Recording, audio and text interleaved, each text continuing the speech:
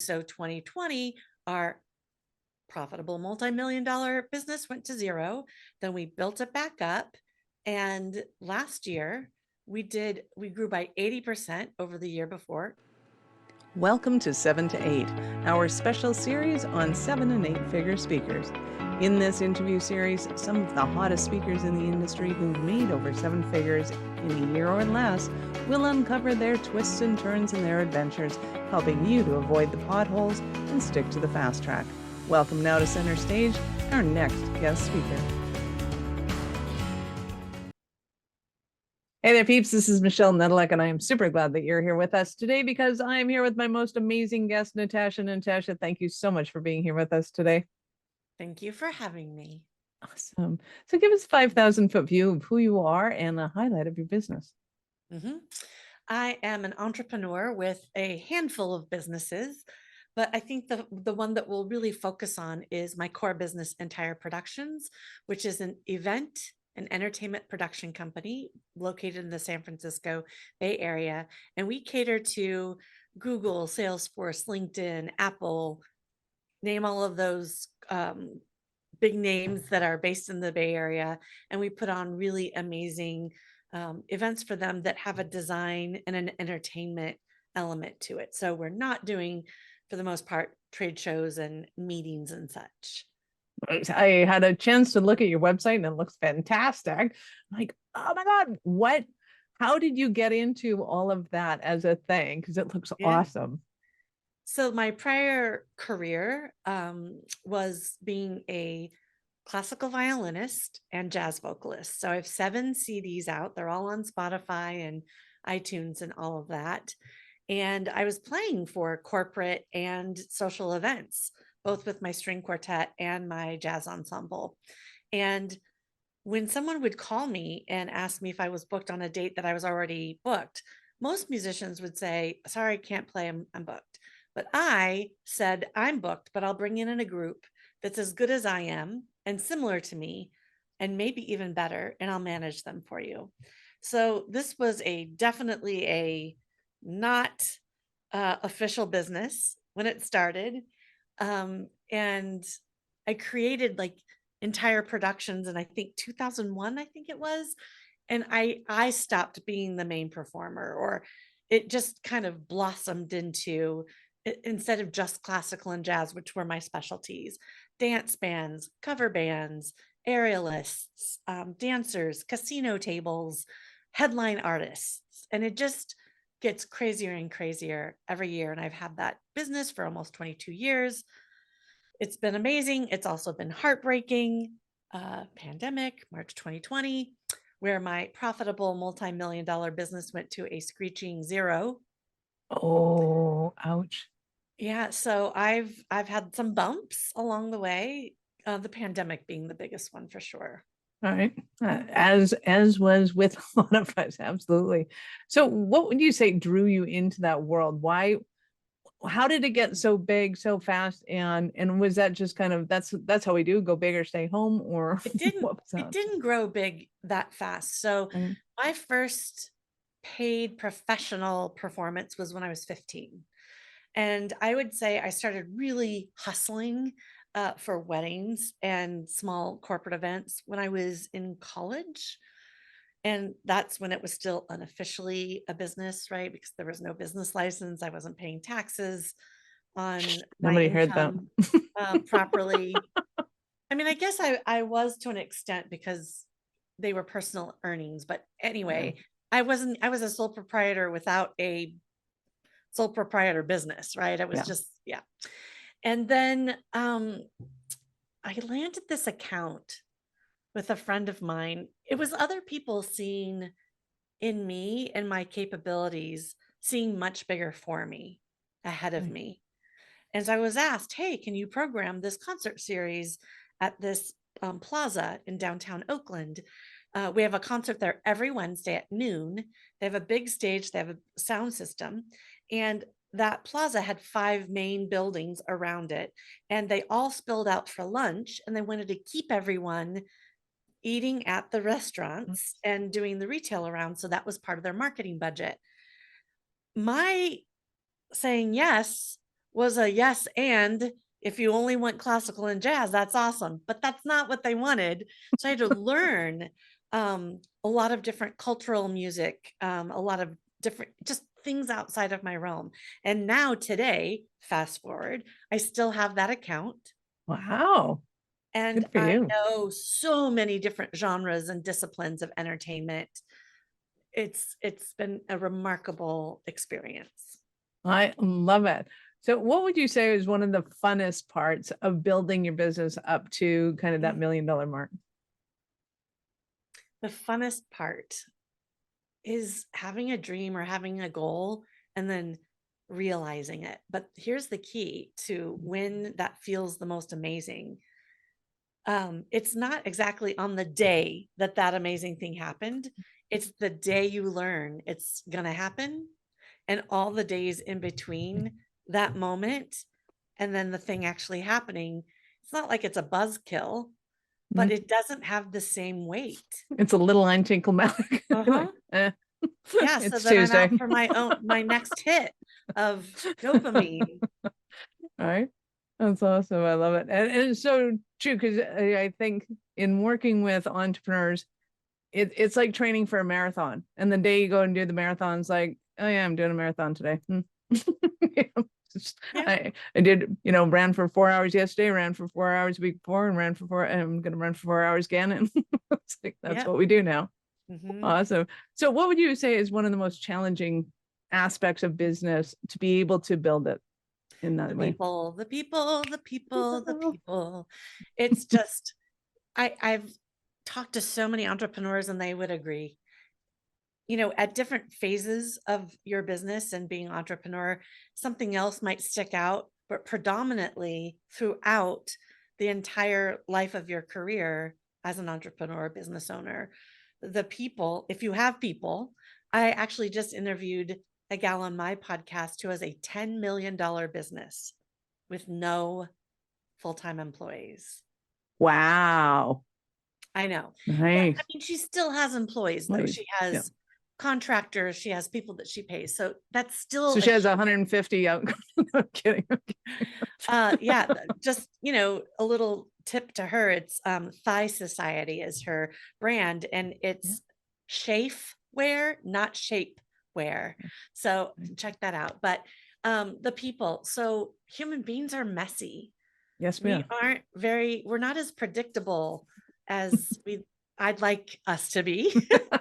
And finding the right people, but before that, knowing exactly what you need from that person and not just in the job description what their job is, but taking the time to really chart out for them ahead of time what the outcomes are Mhm. so that when they read through it they're like that's me, or when they read through it they're like yeah, that's not happening, because the job description is sometimes different than the outcome that's expected.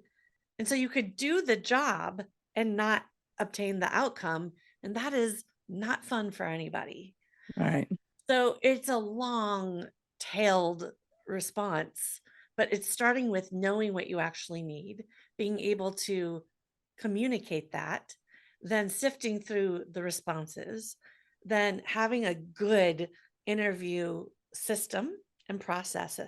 And you can still, with all of that, even with an incredible referral from someone you know, like, and trust, with a great interview, they Mhm. can fall flat. And so that is really challenging. Like if everything is stacked up in your favor and Mhm. it still doesn't work, it's hard. Absolutely. And I know in our case, it's a lot of times entrepreneur or our employees want to kind of learn how to do something and then go and do it and be good at it. And I quickly realized that's not our culture and that's not what we're doing. So right off the bat in our, our applications, it's like, are you a self-learner? Do you prefer to be self-taught over knowing and then doing? Do you like spontaneously having things thrown at you and having to learn how to figure it out?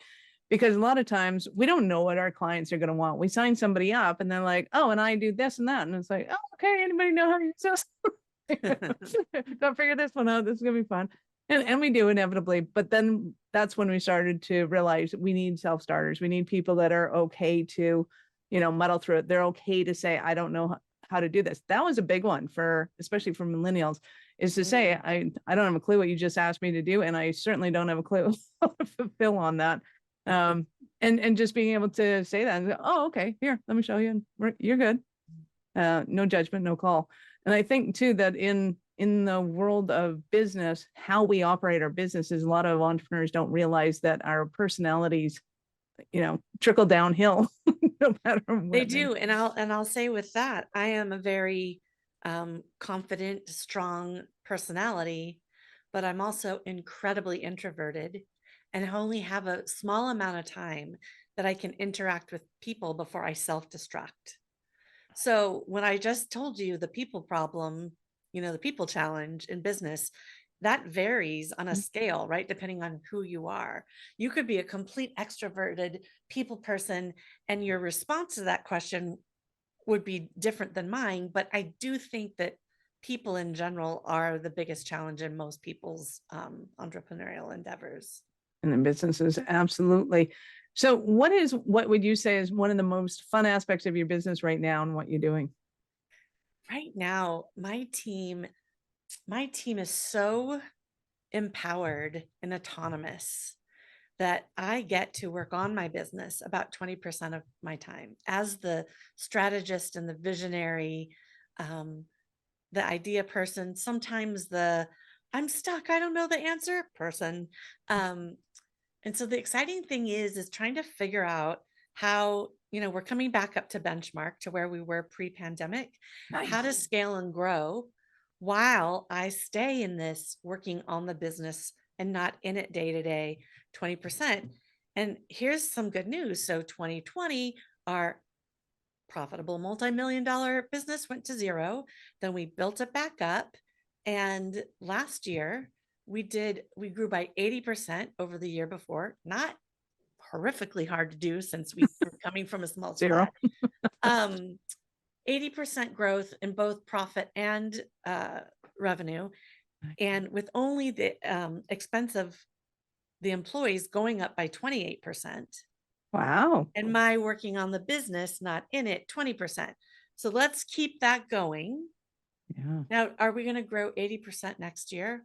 Actually, probably, but we're not going to grow 80% year over year Yeah. forever. Right. Yeah.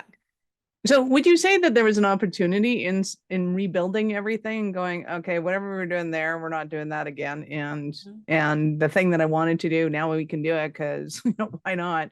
Yeah. What were some of those? Our goals pre-pandemic got wiped away Mhm, because I had to lay off half of my team, and there's a lot of heartbreak, and mhm. I got a little burned, right? I had $1 million payroll pre-pandemic. That didn't feel good. Actually, I didn't feel it at all before the pandemic. No problem. But then I really felt it. Yeah. And I remember thinking back then, I never want, that big of a, responsibility. I'm not doing that again. And you we can't really build the kind of business I have with freelancers. It's not Yeah. impossible, but the level of excellence I don't think would be there. Mhm, And my team they love their jobs and they love the team. So I don't want to mess with that mhm. just for my own comfort. Yeah. Well, and I do think too that as a business owner, one of the hardest things we have issues with is firing people or letting them go or whatever, because we do get emotionally involved with them. No matter how you go, okay, these have to be your employees and this is where you have to stand. It's like, I talk to them every day. Like I'm hearing their issues and you get to love them because, they're helping you build your business. And Yeah. it does become really tough to let them go. And I think too, a lot of times in those moments when we have to let them go, it actually works out better for everybody in a weird, twisted sort of way. Yeah. Now we It just have does. It to, doesn't feel good at the time. no. I don't think there's any getting over that. Yeah, absolutely. So talk to us about some of the exciting things you have coming up in your business now. What are you working on and where are you going? We are producing an incredibly large annual event that we have done every year for the last, I don't know, 10 or 15 years. It's a marketing event for our company, but it's also a marketing event for the venue that we're doing it in and all the caterers. It's about a $500,000 event if you were to hire me to produce this for you. Wow. Over 900 people come from the industry, event planners from all of those companies that I told you about and more. And it's just, this one is called Into the Wild. It's at the California Academy of Sciences, and it's over the top. And if you go to entireproductions.com and you look at the annual experience, that's where you'll see, the different themes that we've done over the years. There's videos and photos. They're really over the top. Nice. I love it. Well, and that has to be super fun to be able to go, okay, there are no limits to what we can do. What do you want to do? And Oh my go, gosh, there are like, no limits. that is Well, awesome. actually, here's the limit. We couldn't Yeah. bring a zebra into the venue. That was one of the things we were talking about. Um, Not that we really wanted to do balloons, but we can't bring balloons into the venue. Mhm. I mean, there are some limitations, Mm. but we'll have people dangling from the rafters and electric violinists and uh, just so many cool things. Oh, that's awesome. That is super exciting. Well, Mhm. I'm very envious because I think even though I'm the creative director for my company, we're not as creative as you get to be. Yeah, I don't know if anyone gets to be as creative as we are. The things that Right? come out of our mouths. We joke that if we should like keep a document where we're like, okay, the client's upset that the lobster character is pregnant and she won't share her costume with the sub. Like, who gets to say that in a professional setting? Right? And this was for a large gaming company's Under the Sea themed event. Okay, I just want to know, did she actually have little lobster babies on the outside? No, it was she pre-pregnancy had this beautiful red and she was gorgeous, right? But she couldn't fit in it Right? and she wasn't willing to let somebody else wear it. So we were down a lobster. Lobster down, lobster down. Oh, it's hilarious and super fun. I love it. So, if people are into, like, are you working with businesses to help them to create their events and all that kind of thing? Like, who do you work with and how does that go down? Yeah, we work with those big high-end huge companies, and Nice. little smaller companies just can't afford what we do. Right. But I know you through a group with a completely separate business that I run. And I'm teaching entrepreneurs to write the story of their life, their memoir, and figure Fun. out how to publish it, regardless of how they published in the past or how they'll publish in the future, and how to market it. If they want it to be a bestseller, to bestseller. Some people don't care about that part, but mine came out in March and it's a Yay. Wall Street Journal and USA Today bestseller. It's won 12 literary awards. It is being made into a movie and it is just dramatically impacted my life. Like I didn't understand what was going to happen. Fun. So, Yeah. what happened to make that? Did you know it was going to be movie worthy when you were writing it, or? Yeah. I mean, Okay. if you when I started telling people about my story, they would always say, "Oh my God, this is like your life was a roller coaster. This could be a total, this could be a Mhm. movie." And then, if you listen to it, especially, I narrate it, but there are pieces of my music woven throughout the entire narration. You can see it come to life a little bit better, I think. Yeah. Although I think people's imaginations are pretty great. So if you read it, you would fill in your own color. Um, but a lot of people's lives could be a movie. I'm not that super special. I am proud of the book and I'm proud of how it's written. It's beautifully written, and that was important to me. I didn't want it to read like an essay or a journal entry. Mhm. I wanted you to read the book or listen to it and feel like you were being pushed into a story, like maybe a fictional story, and you just couldn't put it down. And that is what people are saying. They're like, I couldn't put it down. I couldn't put it down. I Nice. like Jack Canfield from Chicken Soup for the Soul. He was like, I had to go to bed. I was in bed. I was reading your book. I really needed to go to sleep. My wife is like, turn off the light. And he was like, I couldn't do it. So that is some good feedback. And I Right. want to help other people get their stories out, And you have to be willing to be vulnerable. If you're not, don't write a memoir. Nobody, it's not going to be helpful. Mm-hmm. But get their stories out, leave their legacy before they're gone. And it's the stuff that entrepreneurs, I think, really need to hear. Yes, we need to also know their subject matter expertise. And most entrepreneurs will think about doing that first. Yeah. Oh, I'm going to write a book on how to plan events for corporate. I mean, yeah, great. Yes, there's probably a need for that. Okay. But I decided to come out with my memoir, which to me was more important. And it's feeling like it's way more impactful than a how to book would be for me. Nice. And was it because there was kind of the message that had to be kind of out of you, which I Yeah. totally understand. It's like, I have this idea and it Yeah. has to get out of me. Or was it more, hey, people can really learn from this, or kind of be Yeah. embedded in it and make a I think I difference? started writing it thinking, okay, you had an incredibly challenging life. And then you've had incredibly wonderful experiences. And your story is crazy. When people start to hear it, they're like, what are you talking about? How is that even possible? And then I thought, well, that would be an interesting story. And I had enough distance from some of the worst inflection points and even some of the highest inflection points that I could relate to them instead of being in the moment. Mhm. Like, I hate this person. They're so horrible. You don't write a book then. That's not a good time to write a book. But you have some time to reflect back and make sense of why it happened, what lessons you learned. And it wasn't until later in the process that I really understood the potential of helping other people. Mm. And that's because I didn't let anyone read it until toward the end. And then when I had my trusted readers read it, their response was so overwhelming. And I chose people that I knew, but they weren't my best friends or family. I wasn't super close to them. Mhm. And I said to them, you can say one good thing about the book, one. But the reason why I'm choosing you to read this is to let me know, were you lost anywhere? Where did it get boring? Mhm.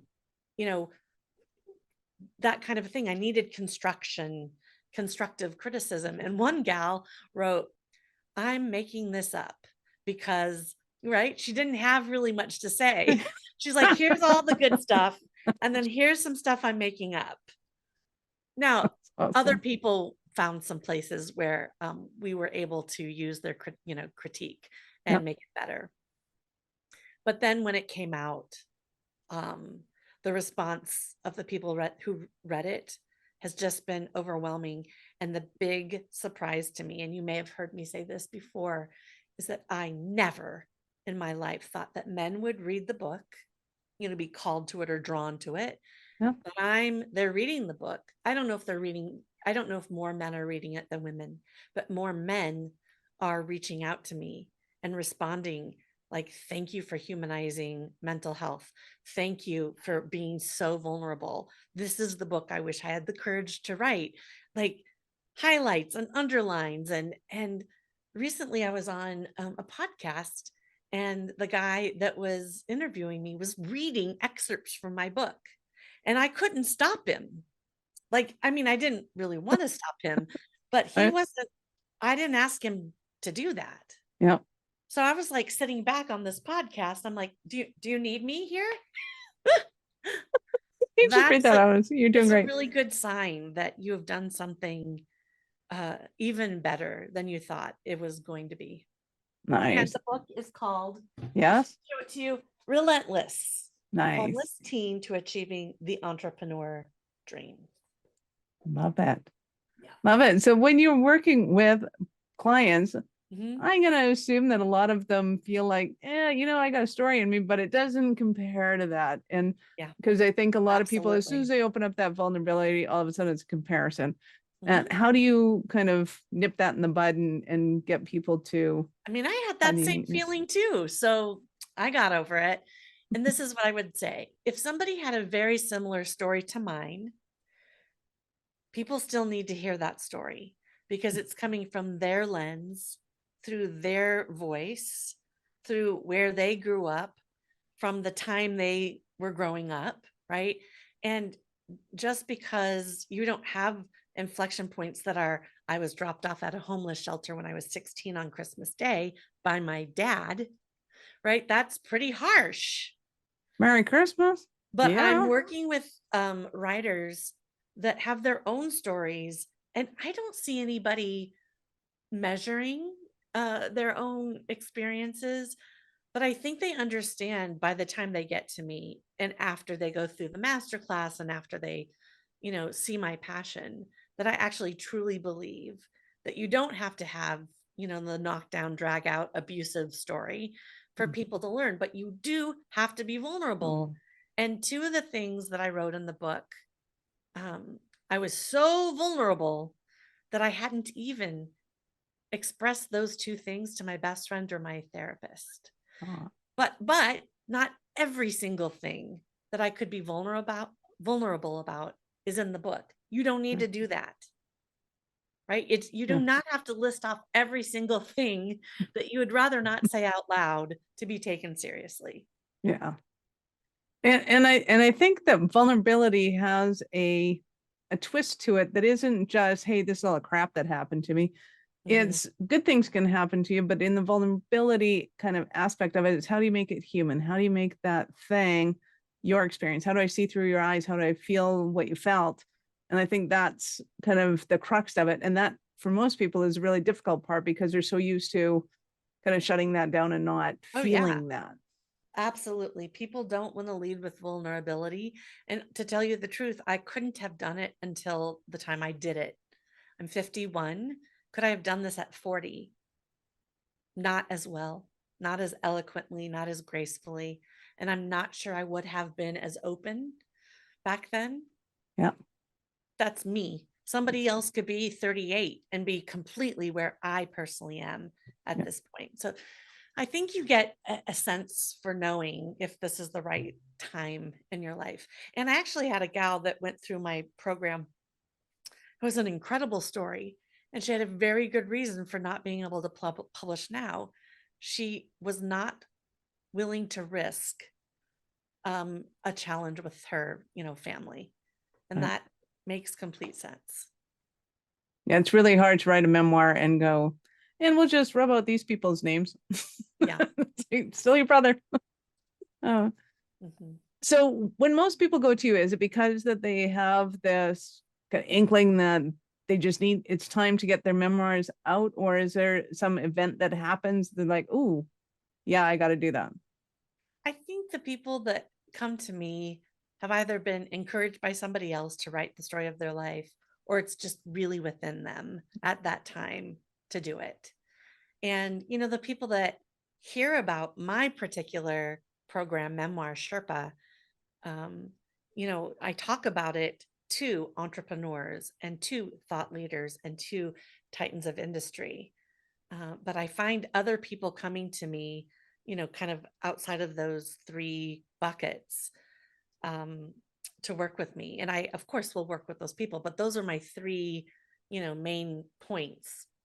Because to learn about an entrepreneur's success, how they got there, and then what they went through along, the road, that's the most interesting to me.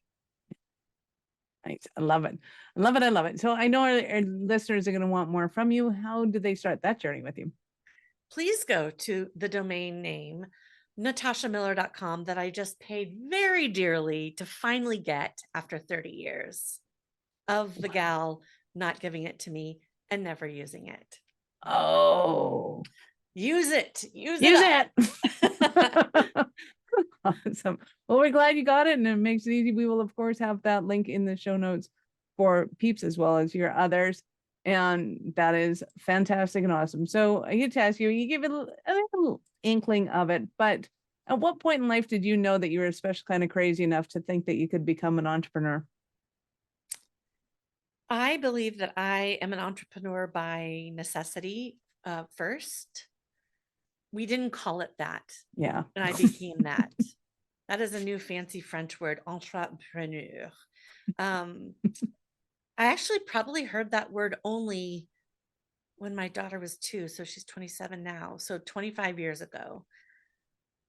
At that point, I mean, I have worked for other people in advertising and media buying, but man, I think even then those people knew she's not really an employee. Like she doesn't have employee. She's got a, I'm going to go make it out. I'm going to make it myself vibe. Yeah. So I guess since about 15, it had been revealed to me that this is probably going to be my life. Wow. That's awesome. Well, we are glad you did, because clearly you made it spectacular in many, many ways. Natasha, you've been absolutely awesome. Any last words for our peeps? Any last words is here's something that's important to me. It is not enough to be resilient when life kicks you in the butt. You can't be just resilient to get to where you want to go. You have to be relentless in the pursuit of your successes and endeavors. And that is how I got to where I am today from you know where before. I love it. Thank you so much for your time. I appreciate it, and I know how valuable it is. Thank you. Awesome. Peeps, this is Michelle Nedlick. Thank you for being here with us today. Be sure to subscribe to the show and share it with your friends. We love helping entrepreneurs grow.